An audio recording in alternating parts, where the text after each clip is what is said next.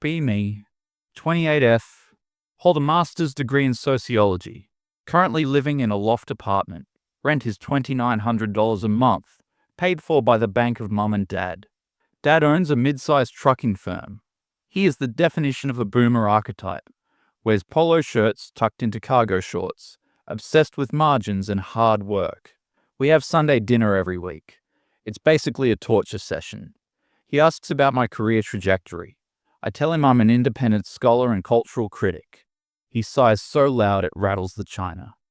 Mum just drinks her wine and asks if I'm dating anyone. I'm dating the movement, Mum. Decide I need to prove them wrong. I'm not just a scholar, I'm a visionary.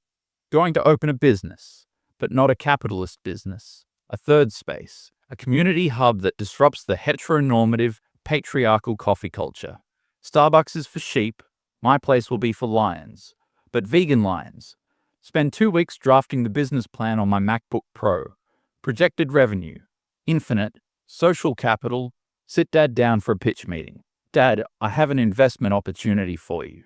He looks skeptical immediately. Is it another documentary about plastic straws? No. It's a brick-and-mortar establishment. A coffee shop. The Matriarch. I explain the concept. Safe space. Fair trade everything. Radical literature library. Sliding scale pricing. In theory, Dad puts on his reading glasses and looks at my iPad. Olivia, the hospitality industry is a bloodbath. 60% fail in the first year. Your margins on coffee are pennies. You need volume. It's not about volume, Dad. It's about loyalty. It's about creating a tribe. He rubs his temples. How much? 150,000 startup capital. Treating it as an early inheritance. He argues for an hour, eventually agrees to $100K as a loan with 0% interest. But if I fail, I have to come work in HR at the trucking company, deal with the devil. I sign the paper. I am now a CEO. The hunt for the space. Connect with a commercial realtor named Greg. Greg is a classic slimy sales guy. Keeps showing me spaces near the financial district. Great foot traffic here. Lots of bankers, lawyers. I almost vomit. Greg, listen to me. I don't want suits, I want artists. I want revolutionaries. I want the people. He takes me to the arts district. It's basically 3 blocks of abandoned warehouses and a dispensary. Shows me an old welding shop, 3,000 square feet, concrete floors, rusted pipes, drafty windows. Smells like oil and damp dust. It has texture, I say. Rent is $4,500 per month, triple net. Dad texts me, don't sign anything without a lawyer looking at the lease. I ghost him. Signed the lease that afternoon because I liked the way the light hit the dust motes. The Matriarch is born. The gear. I need the best espresso machine. Read a blog that says La Marzocco is the gold standard. Buy a custom-painted La Marzocco linear PB in matte white. Cost $18,500. Dad calls. I saw a charge for $18,000. Did you buy a car? It's the engine of the business, Dad. You wouldn't buy a cheap truck for your fleet, would you? He grumbles but accepts the logic. Buy 12 vintage velvet armchairs from estate sales. They look cool but smell like mothballs and grandma. Spend $600 on professional upholstery cleaning. Build a feminist library in the corner. Stock it with Butler, Hooks, Lord. Put up a sign. Read. Reflect. Revolt. The bathrooms. Make them strictly gender neutral. Remove the urinals because they are phallic symbols of dominance. Replace them with extra stalls. Install a chalkboard in the bathroom for community graffiti. Renovation runs 3 weeks over schedule. Budget is already tight. Spent $75K just opening the doors. The hiring process. Post ads on Craigslist and local Facebook groups. Hiring baristas for the revolution. Must be anti-capitalist, pro-equity. Experience preferred but vibes matter more. Get 50 applications. Interview process involves me asking them to deconstruct a piece of media. Hire 3 people. 1. Taylor. 22F. Art school dropout. Told me during the interview that labor is inherently exploitative. I hired her immediately for her honesty. She demands $24 an hour. I agree because living wage is a human right. 2. Jax. 24. They, them. Professional astrologer on the side. Refuses to work during void of course moons. Says they can sense bad energy in beans. I hire them as the vibe manager / barista. 3. Sam, 26M. The diversity hire, male, masters in library science, wearing a beanie in August. Soft voice, very apologetic posture. He says he wants to learn and unlearn. I hire him to do the heavy lifting and dishwashing. Tell him it's part of his re-education. Training week. I don't actually know how to make coffee. I assumed it was easy. Kayla knows how, but she's a freestyler. She refuses to weigh the beans because scales are a tool of the oppressor. Espresso tastes like battery acid. Sam actually reads the manual. He figures out how to dial in the grinder. Tries to show me, Sam, please don't mansplain the machine to me. I own it. He shrinks back. Sorry, Olivia. Just trying to help. We spend 3 days building teen cohesion where we sit in a circle to discuss our traumas. I feel like a great leader. We are ready. Grand opening. October 15th. Weather is crisp and autumnal. Perfect coffee weather. Dad sends a massive flower arrangement. Card reads, work hard, stay focused.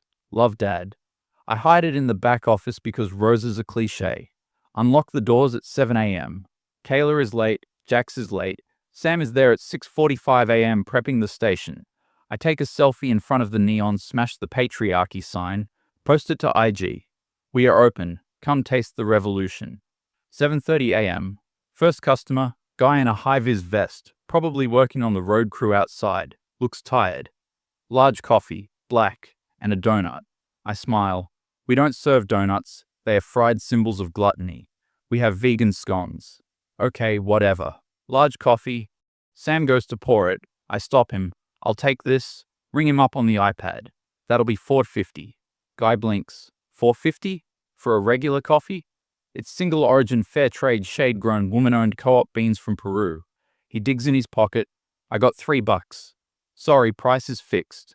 We have to pay fair wages. He looks at the pot of coffee, looks at me. I'll go to Dunkin'. Walks out. Sam looks worried. Should we have just given it to him? For $3? No, Sam. Never devalue the product. By 10 a.m., we have sold 4 drinks, mostly to friends of mine who came to support. Kayla finally shows up. Sorry, missed the bus. I let it slide because she looks cool behind the bar. 11 a.m., rush of people from the nearby design agency. Hipsters, MacBooks, glasses. This is our demographic. They order flat whites and cortados. Kayla is on bar. She is moving in slow motion. Literally stops between drinks to check her phone. Line is building up. Customer asks, hey, is my oat latte coming? Kayla rolls her eyes. Patience is a virtue, Kyle. Customer looks annoyed. Drinks come out lukewarm because she steamed the milk wrong. They drink them, look disappointed, leave. End of day 1. Register total, $240. Labor cost for the day, $432. I tell myself this is just the soft launch blues. Dad texts, how are the numbers? I reply, incredible energy today. Community is building. Month 1, reality sets in.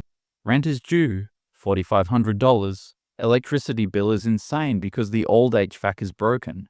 Supplier costs are high. We are losing about $200 a day. Traffic is inconsistent. Locals avoid us because of the prices and the attitude. Yelp reviews start trickling in. Coffee is sour. Staff acted like they were doing me a favor by serving me. Cool decor, bad vibes. I reply to every negative review. Maybe your palate isn't refined enough for third wave coffee. We prioritize mental health over speed. Feel like I'm fighting a war.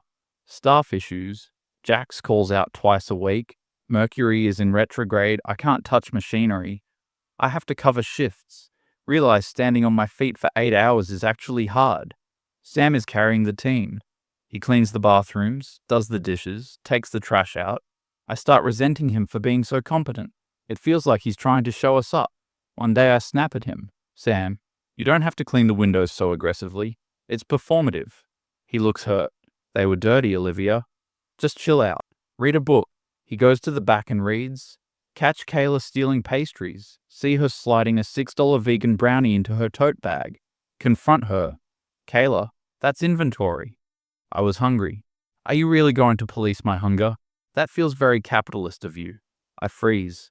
I don't want to be a capitalist boss. Okay, just ask next time. She smirks. I know I lost that interaction. The radicalization. Mid-November. It's raining. Shop is empty. sitting at the big communal table scrolling Twitter. Algorithm is feeding me rage bait. Articles about the pink tax on razors and shampoo. Articles about the gender wage gap. I look at the P&L statement on my laptop. Profit and loss. It's all loss. Dad sent an email that morning. Olivia, looking at the account activity. You're burning cash. You need to cut labor or raise prices. I get angry. Why is it always my responsibility to fix the broken system? Why do I have to suffer because the patriarchy rigged the economy? Look at Sam wiping down the counter. He's a man. He walks through the world with privilege. Even here, in my sanctuary, he's taking up space. And I'm paying him the same as Kayla, actually with his tips. People tip him more because he's nice. He makes more than me. Brainwave hits me. It's not about cutting costs. It's about corrective pricing. I need to make a statement. I need to fix the world and my bank account at the same time. The meeting? Call an emergency staff meeting after closing. Team. The business is pivoting. Kayla is texting. Jax is burning sage. Sam is attentive. We are introducing a new pricing model. It's called the equity fee. I explain it. Men pay an 18% surcharge. Women, non-binary and trans folks pay the listed price. The 18% represents the wage gap. It will go towards sustaining the space, i.e., paying the rent. Kayla looks up. Oh my God. Yes, drag them. Jax nods solemnly. The energy of this is very powerful, very Scorpio. Sam raises his hand. Olivia, isn't that illegal? What? Discrimination based on gender, in public accommodations. Pretty sure you can't do that. I wave my hand dismissively. Sam, laws are written by men to protect men. We are operating on a higher moral plane. Besides, who's going to sue a small coffee shop? People who like money? Sam suggests, don't be a coward, Sam. Are you an ally or not? He looks down at his shoes. I am. I don't want to get yelled at. Then educate them. When they get mad, use it as a teaching moment. The rollout. Spend the weekend painting the window. Bold white letters. The Matriarch Cafe. Notice. Male customers subject to 18% surcharge. Closing the gap, 1 cup at a time. Design a new menu board. Regular latte, $6. Man latte, $7.08. Post it on Instagram and TikTok. Video of me explaining the policy with edgy music. Caption, if you're mad, you're the problem. Hashtag male tax, hashtag feminism, hashtag equity. Go to bed feeling like a revolutionary. Wake up to chaos. Notification center is broken. 30,000 likes on TikTok. 5,000 comments. The comments are a war zone. Based. Random girl with anime PFP. Imagine being this delusional. Random guy with truck PFP. This is literally illegal. I'm coming there just to not pay. I feel the adrenaline. I am the main character. Day 1 of the tax. Monday morning. There is actually a line. Half the people are supporters. College students. Half look like they are there to spectate the train wreck. I put myself on register to handle the education. Kayla is on bar. Jax is floating, doing nothing. First customer, a guy in a suit, looks like a lawyer, places order for a double espresso. That's $4.50, I say. Plus tax, he asks. Plus the surcharge, so $5.31. He smiles a calm, shark-like smile. I identify as a woman today. I freeze. The policy has a loophole. If I question him, I'm a TERF, trans-exclusionary radical feminist. If I accept it, the policy is meaningless. I glare at him. You're mocking identity. I'm utilizing your policy. 1 woman's espresso, please. I seethe. Ring it up at the standard price. He pays, tips 0, and stands at the pickup counter staring at me while he waits. I feel physically ill. Next customer. Construction guy. He didn't read the sign. Order coffee. I add the 18%. Why is it $5? Male tax. To equalize the wage gap. He looks at me like I'm speaking Latin. Lady, I make $22 an hour hanging drywall. My wife is a nurse. She makes $45 an hour. Who has the gap? It's systemic, not anecdotal. I recite. It's stupid. He says, keep the coffee. He walks out. Kayla yells, bye, fragile ego. The college students in line clap. I feel vindicated. But I also notice the tip jar is empty. Day 3 of the tax. The novelty is gone for the locals. The regulars, men, have all vanished. The female regulars are uncomfortable because their boyfriends/husbands refuse to come. Sales are down 40% from the previous low, but the internet fame is peaking. I get an interview with CityBeat, a local hipster blog. Headline, "The cafe that dared to ask what is fair." I share it everywhere. Dad comments on the Facebook post. "Olivia, I had a lawyer friend look at this. You need to stop, now." I delete his comment and block him. He calls me 10 times. I send him straight to voicemail. The trolls start calling the shop phone. Sam answers. "The Matriarch, how can I help you?" "Yeah, do you serve D's nuts?" Sam hangs up. Phone rings again. "Is the manager anti-men?" Sam hangs up. He looks exhausted. "Olivia, I can't do this. I've answered 50 prank calls in an hour." "Unplug the phone," I say. "We don't need it." We are now cut off from communication. Friday of week 1. A film crew shows up. I think it's a documentary. It's the local Fox News affiliate. Reporter is a sharp-looking woman. I think, yes, sisterhood. She puts a mic in my face.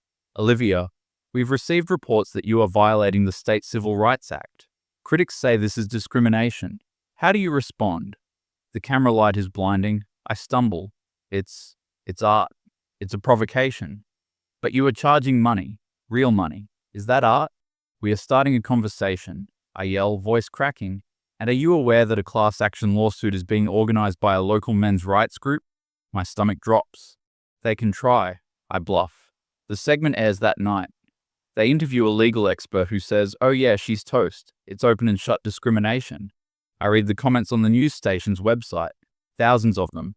People calling me insane, entitled, a brat. I cry in my bathtub drinking cheap wine. Why doesn't anyone understand I'm the good one here? Week 2. Sam quits. He comes in before his shift. No beanie. Hair combed. "Olivia, I'm done."